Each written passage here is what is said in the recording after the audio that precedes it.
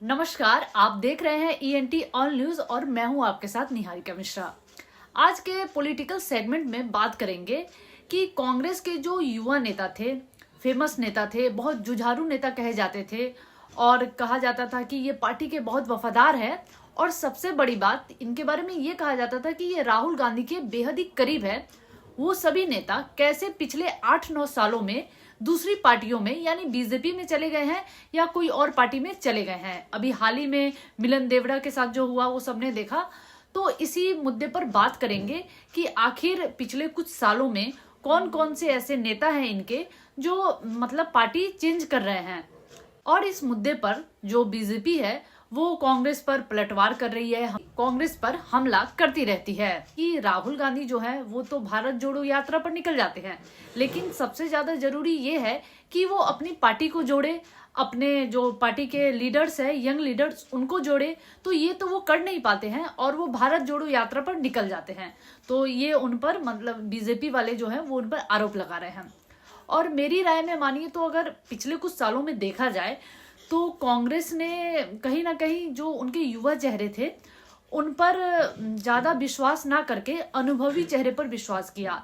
जैसा कि आप देख सकते हैं 2018 में मध्य प्रदेश में जब कांग्रेस की सरकार बनी तो ज्योतिरादित्य सिंधिया के आगे कमलनाथ को रखा गया, वो मुख्यमंत्री बने।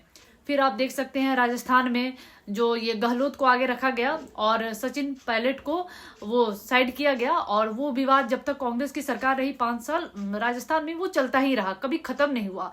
तो ये सब चीजें थी। और कभी कभी ये भी एलिगेशंस नेताओं ने लगाए कि जो उनकी बात है वो राहुल गांधी तक पहुंची नहीं पाती है या राहुल गांधी उनकी बात सुनते ही नहीं है। तो ये सब एलिगेशंस भी लगे जो नेता दूसरे पार्टी में गए।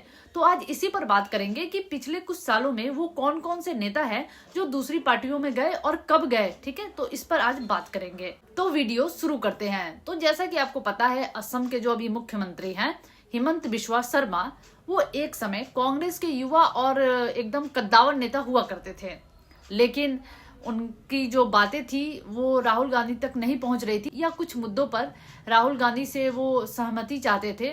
और ऐसा भी कहा गया कि वो मिलना चाहते थे लेकिन नहीं मिल पाए, और फिर जब मिले तो उस तरीके की बात नहीं हुई और राहुल गांधी ने वैसा रिस्पॉन्स नहीं लिया। तो इसके बाद उन्होंने 2015 में बीजेपी ज्वाइन कर ली। आपको बता दे जो हिमंत बिस्वा शर्मा है वो 3 बार विधायक भी रहे थे कांग्रेस से। असम कांग्रेस के एक बहुत बड़े चेहरे माने जाते थे और जब कांग्रेस की सरकार बनी थी लास्ट बार तो इनकी जो एक भूमिका थी वो बहुत अहम थी। ऊपर से ये असम कैबिनेट में मंत्री भी थे, लेकिन जैसा मैंने आपको बताया कि इनकी बात नहीं बनी और उसके बाद इनको ऐसा लगा कि ये पार्टी में इनकी बातों को नहीं रखा जा रहा है और वो जो एक अच्छा रिस्पांस मिलना चाहिए वो कांग्रेस के शीर्ष नेतृत्व से नहीं मिल रहा है इन्हें। तब इन्होंने 2015 में बीजेपी का दामन थाम लिया। अब आते हैं आरपीएन सिंह यानी रतनजीत प्रताप नारायण सिंह। ये भी एक समय उत्तर प्रदेश कांग्रेस के बड़े नेता माने जाते थे, यहाँ तक कि ये यूपीए सरकार 2 में गृह राज्य मंत्री भी थे। और ऊपर से इनके जो पिता थे सीपीएन सिंह वो भी कांग्रेस के एक कद्दावर नेता थे। इन्होंने भी 2022 में बीजेपी का दामन थाम लिया।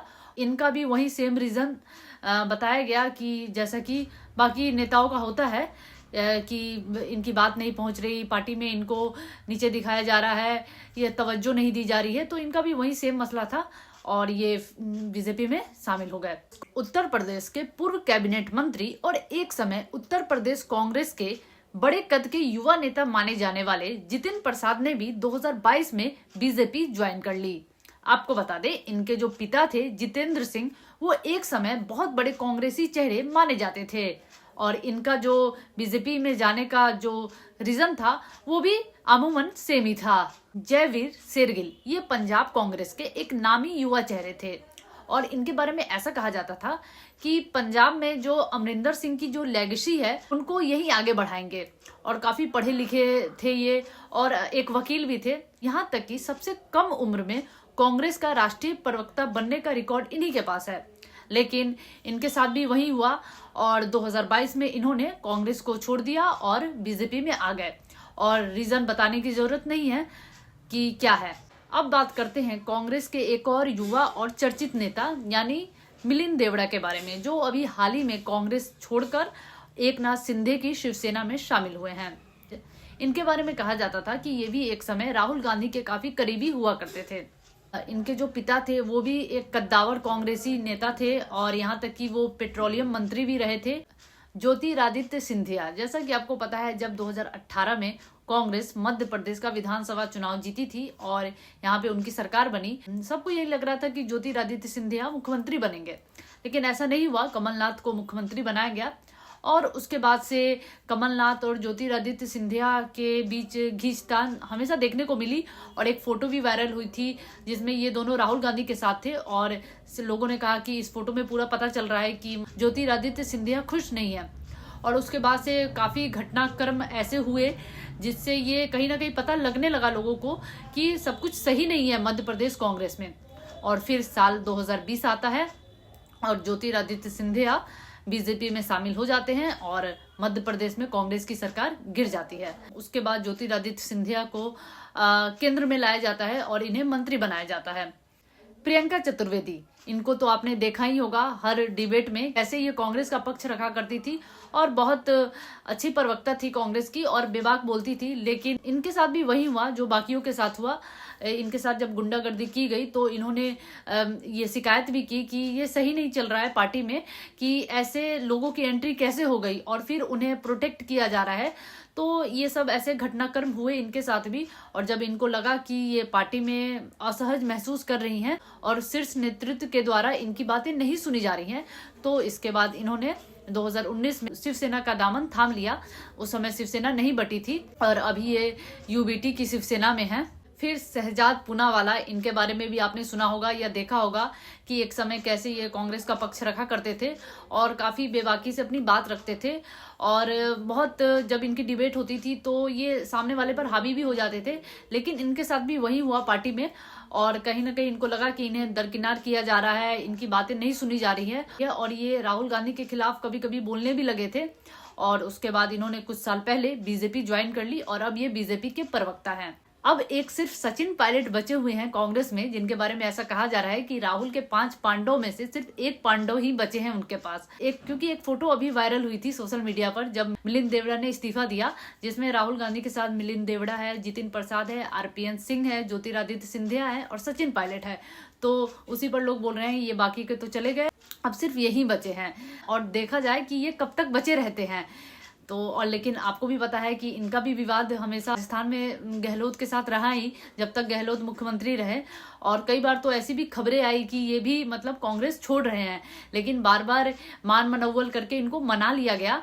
लेकिन ऐसी हमेशा खबरें आती रहती हैं कि ये कभी भी छोड़ सकते हैं। तो अभी एक यही बचे हैं कांग्रेस में युवा नेता के तौर पर, जिनके बारे में लोग बात कर रहे हैं कि ये भी कभी भी जा सकते हैं। हालांकि एक कांग्रेस को एक और युवा नेता मिले हैं जो अभी तेलंगाना में मुख्यमंत्री हैं, रेवंत रेड्डी। जो भी ये जो युवा नेता हैं कांग्रेस के जो बीजेपी में शामिल हुए हैं, एक समय आप अगर पुरानी क्लिप उठा के देखेंगे तो ये वैसे नेता हैं जिन्होंने बीजेपी सरकार पर, प्रधानमंत्री मोदी पर बहुत कटाक्ष किया है और कभी कभी तो ऐसा कटाक्ष किया है कि वो चर्चा का विषय बना है, जो हमेशा हमलावर रहते थे हर एक बीजेपी सरकार की हर एक नीति पर और हर एक चीज पर मुखर होकर बोलते थे। लेकिन आज देखिए वो बीजेपी में चले गए। इन नेताओं की अपनी एक फैन फॉलोइंग भी है, जैसे कि आप देख लीजिए ज्योतिरादित्य सिंधिया, हेमंत बिश्वा शर्मा। अगर आप देखिए कि ये वैसे कांग्रेस के कोर नेता थे जो आपको चुनाव में जितवा सकते थे और जितवाया भी है इन्होंने,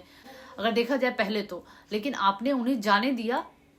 तो ये सब बातें हैं। सब में एक ही बात कॉमन है कि जो सबकी जो वजह है वो कहीं ना कहीं सेम है। हालांकि राजनीति में अपनी अपनी महत्वाकांक्षा कभी कभी हावी हो जाती है, लेकिन जो वजह है अमूमन सबकी सेम है कि उनकी बातें नहीं सुनी जा रही है। तो ये एक बहुत बड़ी बात है और कहीं ना कहीं जो कांग्रेस की लीडरशिप है उस पर ये सवालिया निशान खड़े करती है कि आखिर ऐसा क्या हो जा रहा है कि आपके पार्टी के जो युवा नेता हैं, जो एक समय ऐसा लगता था कि चाहे कुछ भी हो जाए लेकिन ये जो नेता हैं वो कभी भी आपका साथ छोड़ ही नहीं सकते, आज वो मतलब बिना कुछ कहे सोशल मीडिया पर एक दुख भरा पोस्ट डाल देते हैं और फिर बीजेपी में चले जाते हैं। तो ये सोचने की जरूरत है कि आप कैसे, जो आपकी लीडरशिप है आप उसको कैसे मजबूत करें। अभी लोकसभा का चुनाव आ रहा है 2024 का, तो अगर आपके पास युवा नेता ही नहीं रहेंगे तो आप कैसे लोगों से कनेक्ट कर पाएंगे, क्योंकि जो यूथ है वो कहीं ना कहीं यूथ लीडर से ही कनेक्ट होता है और आपके पास रहेंगे नहीं तो आप कैसे कनेक्ट कर पाएंगे। तो ये बहुत जरूरी है कि आपके पास हर राज्य में कोई एक ऐसा यूथ लीडर हो जो आपकी पार्टी के लिए यूथ को कनेक्ट करे अपने में, और वो फिर वोट में तब्दील हो और जो चुनावी नतीजों में परिवर्तित हो आपके लिए। तो ये एक बहुत बड़ा मसला है जिस पर विचार करने की जरूरत है कि इसका जो समाधान है वो जल्द से जल्द किया जाए।